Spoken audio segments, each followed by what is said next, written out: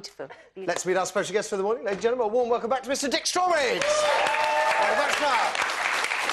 Pleasure. Now, the star of It's Not Easy Being Green and Scrap Heap Challenge has joined the team of the BBC's award-winning series, Coast. I was just about to start a new series. Now, I know that the clip we've got lined up with you is in Normandy, so I thought Coast was about the British coast, not the froggy coast. It's practically British, isn't it? Well, yeah, come on. Well, it was quite right, actually. It's kind of British. We've got a real link with Normandy, haven't we? Because if you think about it, we've got 1066 going back a long way, and then come D-Day. So it's important to us. And I think the link between the coast, the north coast of France and the south coast of England is very close. But it's not just France. Of course, we go across to Ireland. We even go up to Norway in this series. So it's... So we're looking at the sort of coast that influences us. For want of a better word, abuts the British coast. It's what influences us. You know, the Vikings came across. You know, the Vikings and the influence they've had on British life, and the Normans coming across, all those things linked together, and our links with Ireland. So, yeah, coast is more than just the coast of the British mainland. Yeah. OK, well, the series, the fourth series, I should say, kicks off tomorrow night. Here we have Dick in Normandy explaining how the British Army had to conquer nature before it could take on the Germans. The beaches here in Normandy. I was just saying to Dick, I met someone the other day, my bookkeeper's dad, and he had been involved in the landings, and he was telling me about the whole journey over across the Channel. God, amazing, amazing stuff. It is humbling, and in fact, that story, we're looking at the two sappers that went across before D-Day, 6 months before, and they were actually checking to see who could land on the beaches, because that is a hidden peat bog. And if you go there in an armoured vehicle, you go straight in. So they went under the noses of the German sentries and literally did that in the dark of night to find out what was underneath the sand, so they could plot where it was safe to go on ashore. How brave. That's a fantastic story, fantastic story. Now, last time you were here, we were talking about your BBC series, It's Not Easy Being Green. Still living the green life? Absolutely. Yeah? It's great. Yeah, it is. It looks pretty good where you are, I have to say. It's slightly harder in Camden.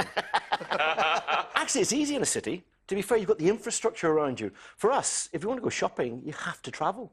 Whereas, there's no excuse for you not to walk. That's true. I do a lot of walking. Is it true? I read recently Felicity Kendall. We were talking about her the other day on the show here, The Good Life. And then that was a kind of inspiration. Yeah, gorgeous and talented. Yeah, well, Tom and Barbara and The Good Life. Yeah. You know... Oh, I loved that. But it's because it was a kind of escapism, wasn't it? And although for some people it's become a reality, self-sufficiency. It was escapism, and it was just suburbia, the whole concept of it. But now, we're going to be talking about fuel bills and things later on, and the whole idea of being able to live a greener, cheaper life. Because, you know, if you live in a green way, you don't spend as much money. And Tom and Barbara withdrawing and coming away, you don't have to be so extreme nowadays, but you do have that opportunity to do your bit and reduce your impact. OK, OK. Scrap Heap Challenge as well, carrying on with that? Great. In fact, I'm the new presenter of the series. Well, congratulations. Yeah. You know, a lot of fun. Can you imagine? They said, we'd like to present. I said, yes, as long as I can build. So I've got 20 programmes coming up this autumn where I'm building and playing. And it's slightly different dynamics because I want to win. I want to do daytime TV enemies. Right Stuff versus Jeremy Kyle. Yeah? And something really dangerous. I can arrange that. I can arrange that. Definitely. A bit of blood, is that allowed? Yeah, a bit of blood's allowed. We'll be on that. We'll do that for you. Great to have you here. Lovely to be here. Great to have you with us as well this morning. This is what's happening on today's show. First, Dick will take us through the headlines. So we're just drawing up our daytime TV Scrap Heap Challenge killing plan. Thank you for that, Pollyanna. OK, it's headlines time. What have you got for us, Dick? Right, starting off, The Guardian. Public support for war is firm despite the deaths. That's quite interesting. This survey actually took part, and the research was carried out just after the death was announced of the 8 British soldiers. Yeah. So that was quite a difficult time. But you know, the support's gone up. Compared to 2006, you know, there's 15% more people supporting... It seems to me that, compared to the Iraq, the Second Gulf War, this is a war that needs fighting. I think so. It's something I believe we're there, we've got things to do, and you have to support the chaps who are out there. Yeah. They're doing so much. But moving on from that to we'll talk more in a second. Yeah, we're going to talk about that in a second. The Independent, fuel bills will soar to pay for green energy plan. It's your fault, isn't it? Does anybody think that the price is going to come down of energy bills? Well, I know that mine is going up and up and up. That's the way they go. Everybody else's. So. But now the reason for that apparently is the green energy plan, which isn't new because we know we've had to get greener. And you know, we're talking about the average bills sort of going from about £1,200 a year, the average, going upwards. That's not a surprise, but now people are realising we have to invest in the greener technology. It's going to cost money. But with that comes lots more jobs, because there's talk about the whole green sector having maybe sort of 400,000, 500,000 people employed in it. But where are we going to stop with the bills? I mean, the Daily Express was carrying headlines a couple of months back. You know, it could be a £5,000 bill, a £5,000 bill for the average household in about 5 years' time. And you think, well, people just won't be able to afford it on top of everything else. Hence, fuel poverty is such an issue. But if you look at the price, fossil fuels are going to become, there's going to be less of them, we're going to be spending more. So we have to find a way around it. And maybe the green energy plan costing now is the only way forward. Because we can't afford to save to spend downstream, because we haven't got the money in. When I had my gas bill after the winter, I rang and complained, because I thought they'd made a mistake. It was so big. And you weren't even here, you're in Australia. Well, exactly. But it is terrifying, though. I don't know how people... The scale at which it's going up is the thing that worries me, because it is going to leave people behind. But I can understand the logic that we have to pay for green initiatives. It's just there are a lot of people out there that are going to struggle. Anything else? Yes, indeed. Swine flu jabs for everybody. It's going to be the biggest vaccination for 50 years. The Department of Health has ordered 130 million doses to inoculate the entire population. But when? People are dropping like flies. Yeah, but this is the thing. With a bit of luck, you know, we're talking about expect the first batches of vaccines to arrive in the early autumn. So we're ordering them, and by the time that they arrive, it's everyone out there. will have had it. Yeah. But actually, winter is when it's really going to peak. So I think that's quite a good idea. It was only 2 weeks ago I was hearing about 100,000 cases a day. You know, that's what we're talking about. Yeah. And now it's coming. It's certainly going around. I mean, we've got Kirsty off. Our makeup lady's brother is off sick with it. One of my friends has ended up in hospital with it. So it is... You didn't tell me that before you invited me here. It's healthy down in Cornwall, you know. What's this about? I'm sure. Good grief. Anything else? Yeah, in the mail. Catfish and chips, anybody? There's something fishy going on. Boom, boom. Right. It's the whole idea of... And there's some prosecutions pending at the moment because cod's very expensive now. Yeah. Very expensive. So they're using other fish, and apparently catfish is one of the fish that's being put in substituted. But they're passing it off as cod. Passing it off as cod. Because, you know, we're talking about a difference of £1.75 a kilo for cod. That's only £5 a kilo for the other fish. So that's wholesale prices. So they're trying to get you... I thought catfish tasted of mud. There's lots of different species. This is a Vietnamese catfish. There we go. And it has a white flesh, no strong flavour. It's quite watery. Other things I can tell you about catfish is that many catfish have poisonous dorsal spines that can actually kill. Catfish that kill. And they don't have teeth. I only saw a bit about fish and chip shops. They have pads, and they have more sensory organs in their mouth than any other fish. So I just thought it was funny That's about the fish and chips. what you talk to your girlfriends about? Fish, mate. Fish? Oh, God. You learn so much on this show, don't you? Nicely done, Dick. Yasmin, what have you got, please? I'm just so angry about this. I can't tell you. The Daily Mail and a couple of other papers. A male doctor, of course, Dr. Dennis Walsh, has instructed mothers that we should put up with the pain of childbirth. Right. Well, go away. Wasting precious NHS resources on pain-killing drugs for mums. You know, with both my kids who were born 16 years apart, in the 3rd month, I had them write in red, epidural. And then it's like watching telly. It's wonderful. it's honestly. And there are some very... So what are the arguments, though? What are the arguments against sort of Well, painkilling he drugs? says that it, you know, they say that you're not following the natural route. It damages the bonding with the baby. That's rubbish anyway. But what he can do really does... Where did you get your medical qualifications from? I gave birth. This man has never given birth. You've trumped us all there. Absolutely. That's stand a chance. But what he's right about, that because you at some essential point, you don't push as much as you should, you need in other forms of interventions. And that's not very good. Yeah, but to say one should suffer, and you know, there are some women who say that you've not been a mother unless you've been in hell to hell and back. You know what? No. Okay. Anything else? This is such a sad story. Again in the Mail. Oh God, who would have this choice? It's called "So Which Child Should We Save?" The two cousins. I remember talking about this actually when it first broke. So, yeah. Zach and Chelsea are both battling against the same deadly cancer, needs life-saving treatment in America.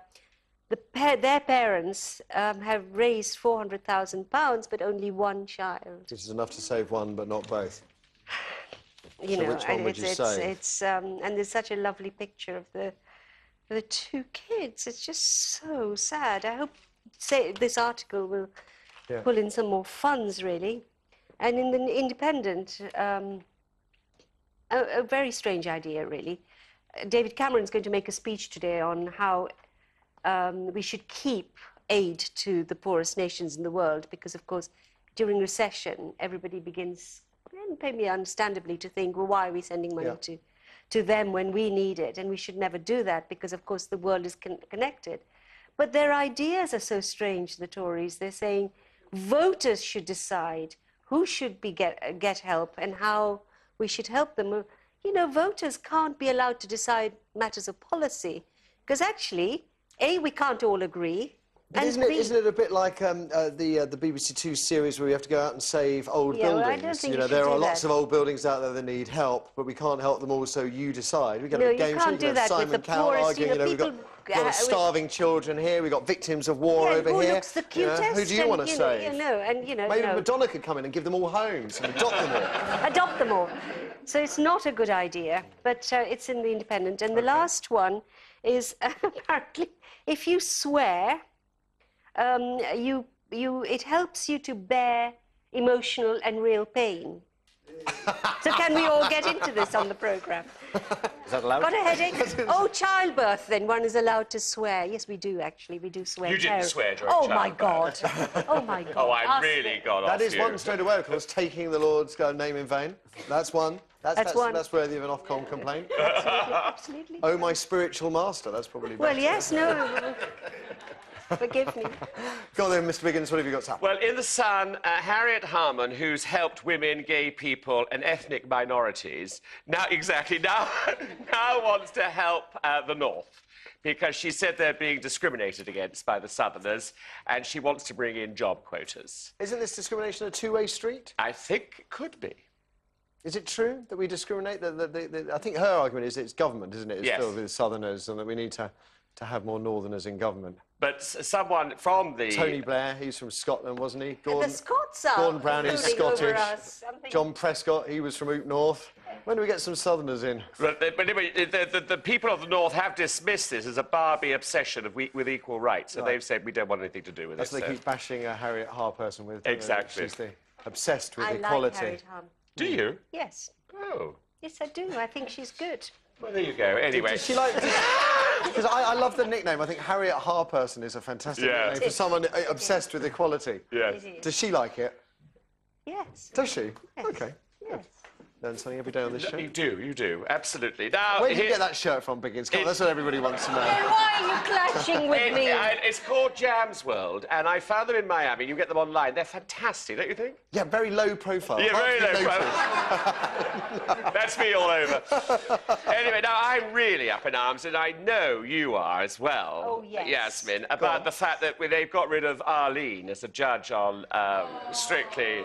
It's absolutely... You'll all carry on watching, though. You'll all carry on Well, we watching. shouldn't carry on watching, though. We should. And would they have got rid of Len Goodman and Bruce Forsyth and put you and I in? Pick the woman. That's why they picked on the woman. I know. And nothing against Alicia. She's gorgeous, but she's not right for it. And Arlene was brilliant. And I think it's awful. And yet, if the producers say the show needs refreshing, OK, and you lot carry on watching, you will have backed that move, won't you? So if you don't like it, you've got to watch something else instead. Yeah. You've got to turn your back on the show I think also and stand one up should for write others. to the BBC.